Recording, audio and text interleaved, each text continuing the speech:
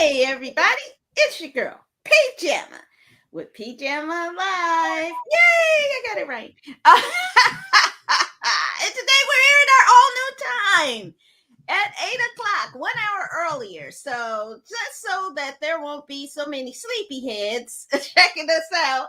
But I am excited about this week. We have a couple of I think all of them are really good, but we're going to talk about the season 2 of Invincible, Loki season finale, and A Haunting in Venice with Super Mustache from Kenneth Branagh. It was his own character, I think. And I couldn't do it without my favorite guys right here. Say hey to the people. Our professor of all things Star Wars, David. Hey, everybody. Great to be with you tonight. I think we're going to go through these programs like Darmok and Jalad at Tanagra. I am jazzed.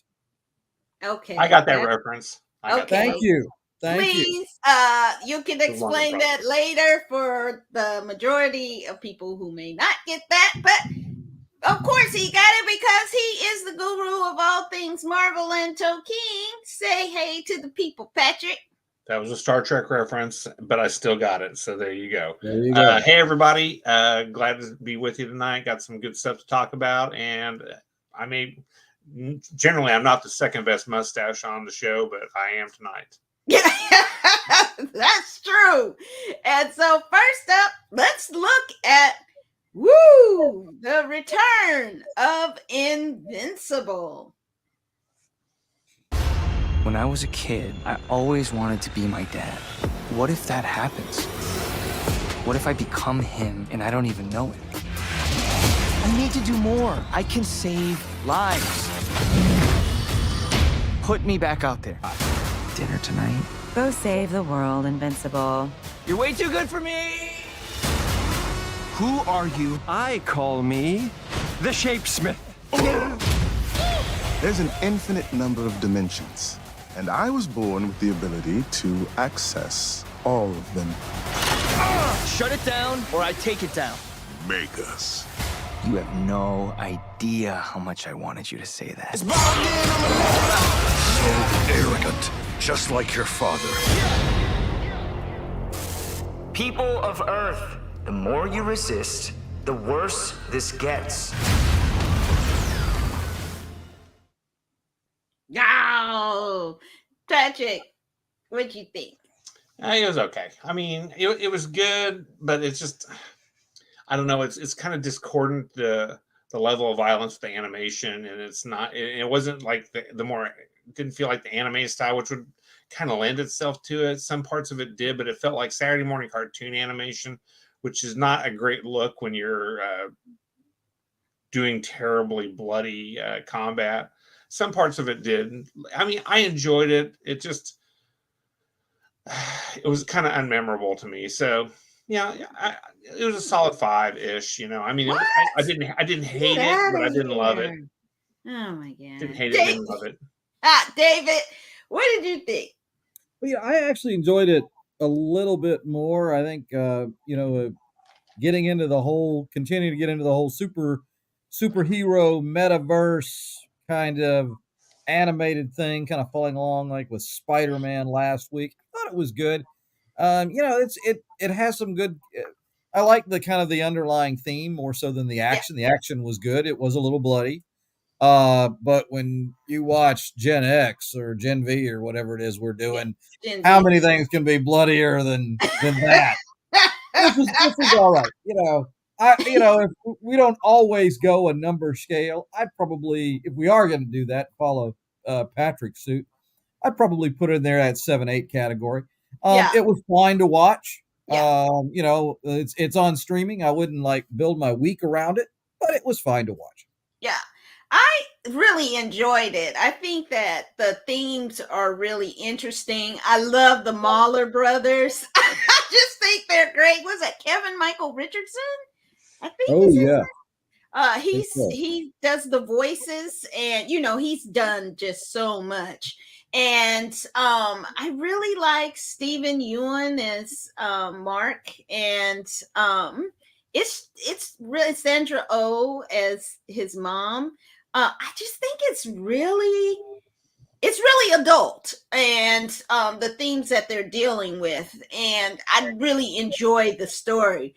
I'm always kind of, since it's in like a 2D kind of cartoon style, it's a little more palatable to me than when it's hyper realistic and I'm like bleh, bleh, this, like Gen V, that was something I was just like, oh, this is gonna give me nightmares, man. But definitely I enjoyed it. I really want to look at the graphic novel that it's based off of, because I think there's interesting stories in there about it, and you can get them at your public library. So definitely check out Invincible. All right.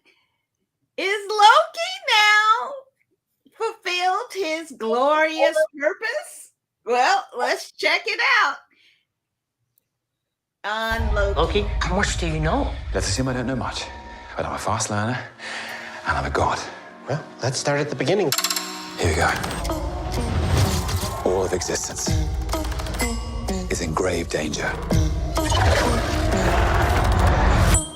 The TVA is gone. I think you mean ATV, and no, we got in 2 of them last week. I need everyone to help us fix it. Oh, it's a party. Loki, if you're too late, you will be lost to time forever. And Mobius will lose all of his skin. Here we go. Listen to me carefully. Hit the green button. It can be a little sticky.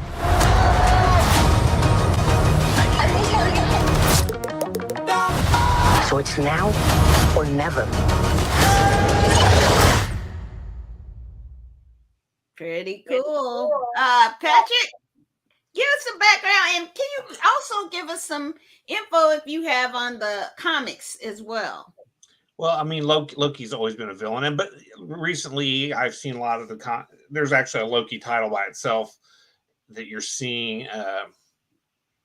Loki is trying to rehabilitate. It feels like, we moved out of that golden age comic books where Loki was just the bad guy, and Thor's terrible half brother, which in Norse mythology is actually Odin's brother. But anyway, neither here nor there. But there was some really neat Norse mythology stuff that I saw in there that I really was digging. The whole okay, if you're watching this and you haven't seen this series, you should probably leave for a few minutes because we're going to talk about it and we're going to give away some spoilers because there was some really cool stuff going on in this one.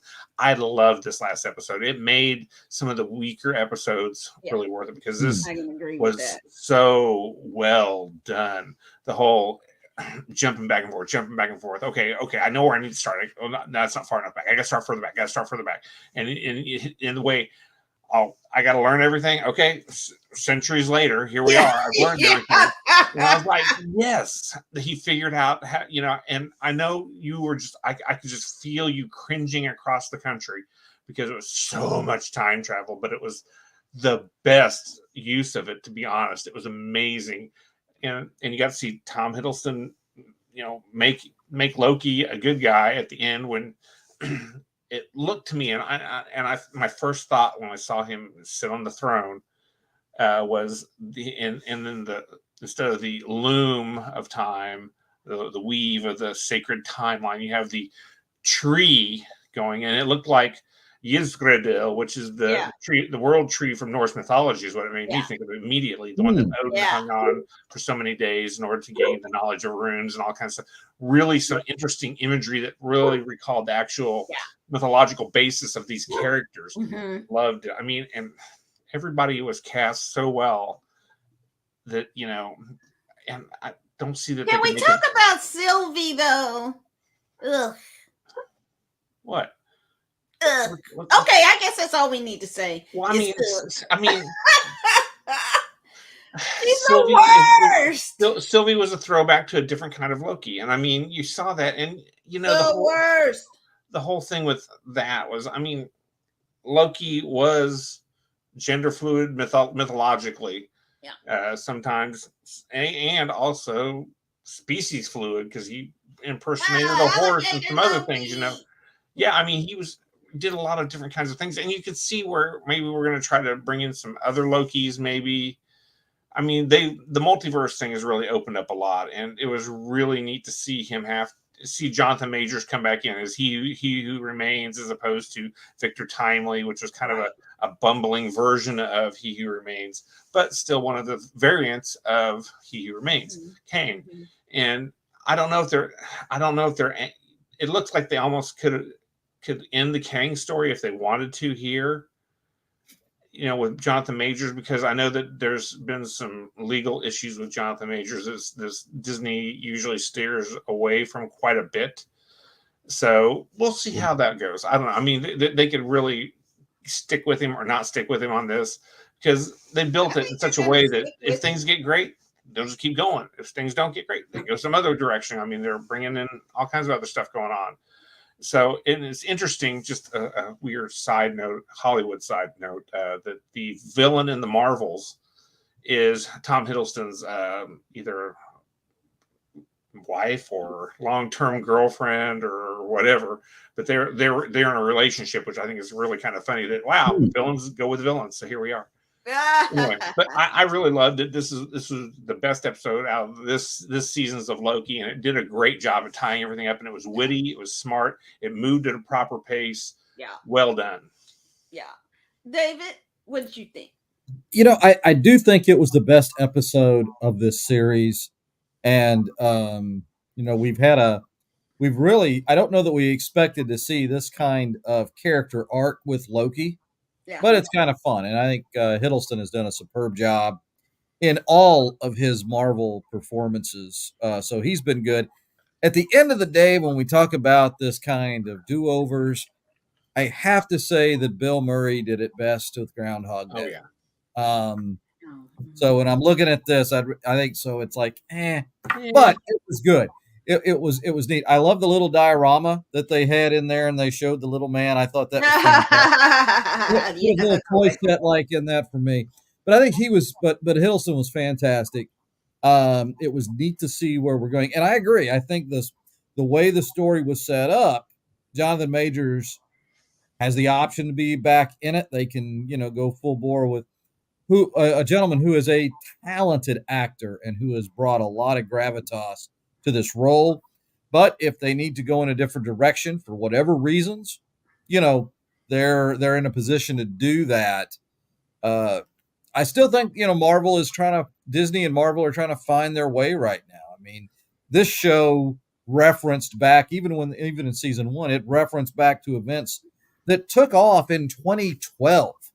So, I mean, we're going back a decade and trying to, bring in new fans and new worlds and keep the veteran people, the current fans, keeping them. That's a tall order with the volume of shows that you're referencing back and forth. Here we go again. They've got a new movie that we'll be talking about in the near future, where to know the full thing, you probably needed to watch the TV shows.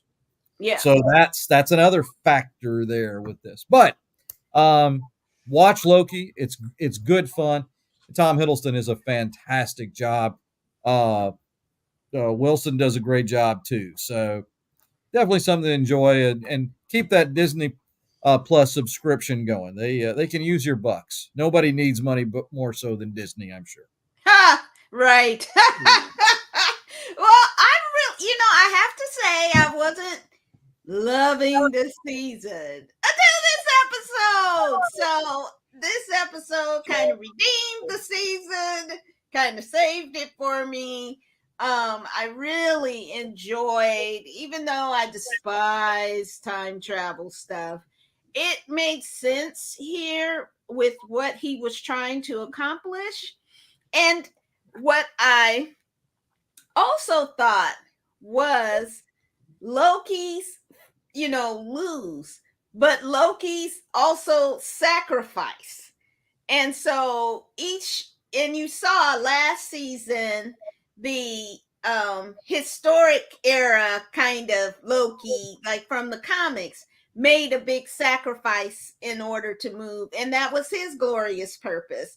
And then I thought of this Loki making a big sacrifice, and that was his glorious purpose. So I think that theme of sacrifice to find your glorious purpose is what was kind of revelatory to me during this season. And I thought that was a really fantastic kind of theme to have in the show.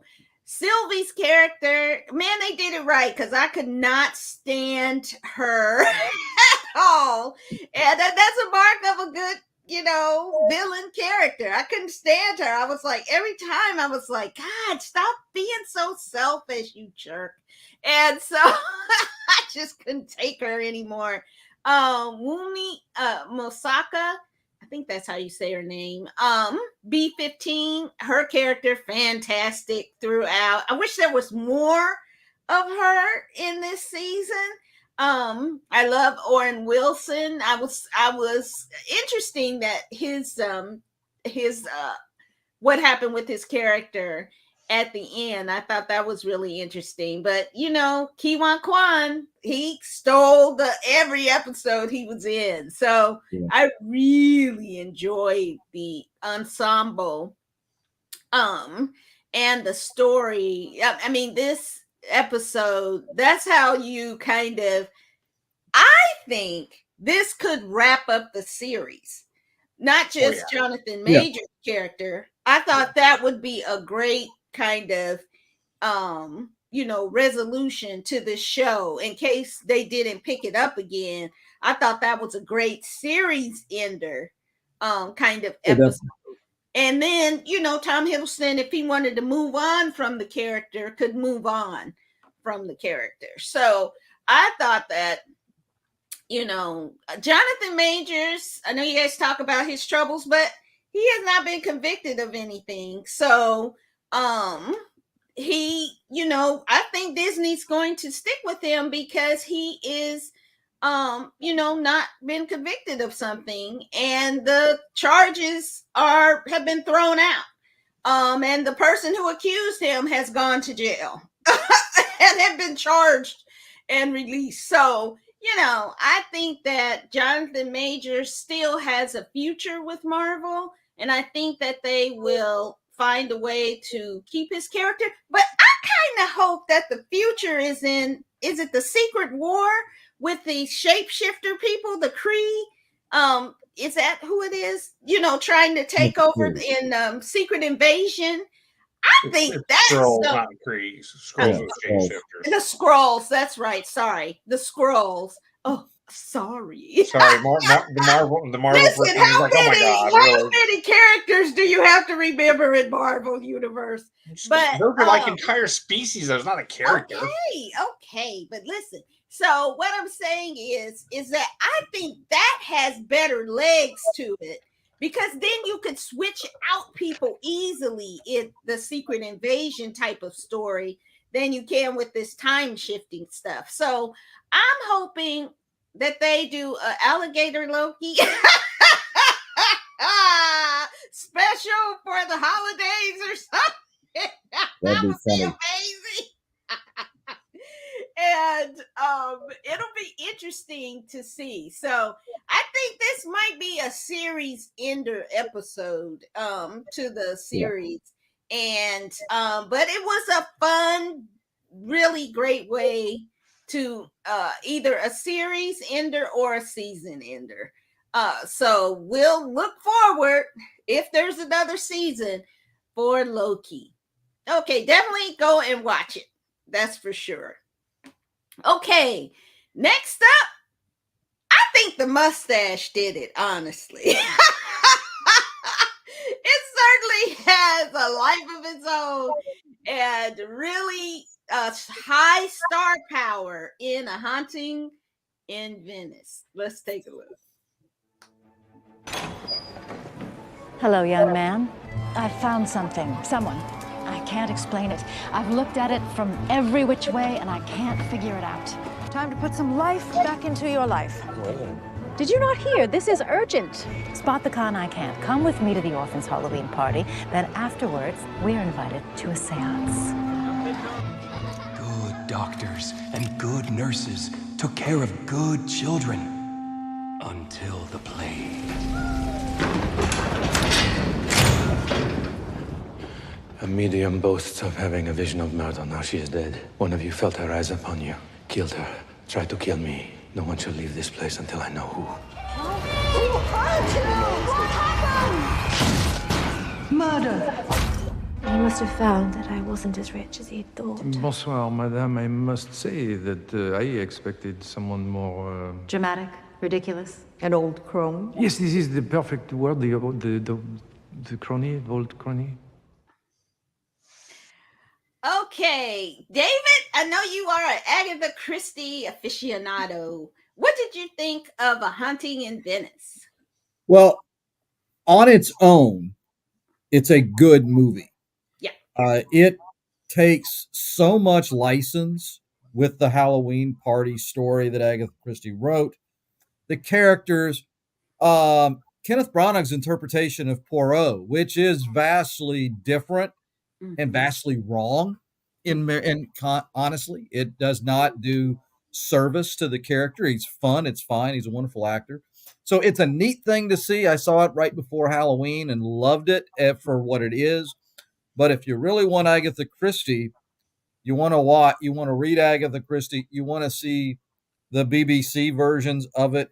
The irony here is this movie, which cites Agatha Christie, was more of an amalgam of so many things that you couldn't point towards her story nearly as much as Knives Out, where Rian Johnson completely stole the plot, the villains, the characters, draped it with some political stuff, and gave Agatha Christie and her estate no credit whatsoever, which was if he was a plagiarist, the only school that would support him getting an A would be the University of North Carolina with their horrific cheating scandal. Or Trump University. That's what I was thinking. Carolina's even worse than them. Carolina's even worse than them. But good for what it is, but it doesn't do Agatha Christie or the Halloween party story justice by any means. Okay, that's fair. Pat, what did you think? I have not read Agatha Christie, so I just straight up loved it. Yeah. I mean, wonderful surprise characters I wasn't expecting. Because I went into this when I saw it in theaters when it was first came out with my movie pass type of thing, and I loved it. I mean, I had no expectations. I walked in and it was delightful, and there were people in there. I was like, oh my gosh, yeah, whoa, you know, and and I did notice some things that were kind of funny that were like Jamie Duran and then the little kid. Those are both people that were in his Belfast movie that he won an Oscar for. So he was, hey, you did me a solid. I want to keep you employed. And he's a great actor and everything. And the kid was amazing for his age, but really, it was just a fun movie for a whodunit kind of thing. And it felt a little contrived at times, but that's just the way it is. And like I said, I don't know the material like you do, Dave, but I had no problems with Kenneth Branagh's dandy type of thing he was doing there, and it was just a lot of fun. I mean, good whodunit, total escapism, great stuff. Yeah, and it is appropriate for the fall season, and for me it also invoked I have been to Venice and been to a hotel where you came up to the entrance on the water, and so it's like in those, and I mean you are right on the water in those hotels, and so that was like, oh wow, yeah, and going over the canals, and so that was really lovely. But it is a lovely story. It is the star power in this: Michelle Yeoh, Tina Fey, Mary Riley from Yellowstone, that she's really big in right now, and Jamie Dornan, and so it was just packed packed with talent, and they lived up to it. I haven't read this story of Agatha Christie, so I'm like Pat coming in kind of fresh. And Kenneth Branagh just kind of embodies this version of Poirot and makes it into something very interesting. It's just so many layers to him in this character and it's fun, and the surprises that come out of it were really interesting. I wish I had seen it like right before Halloween, or on oh no, we did watch it on Halloween, and it was fun to watch on Halloween on Hulu. So it definitely is something that not for little kids, maybe, because there are murders. I mean, it is Agatha Christie, but there's nothing gory or something that would be. There's some jump things that go on, but it's a lot of fun, and it really makes you think too as well. So definitely great story, and great incredible acting too as well. Very so true.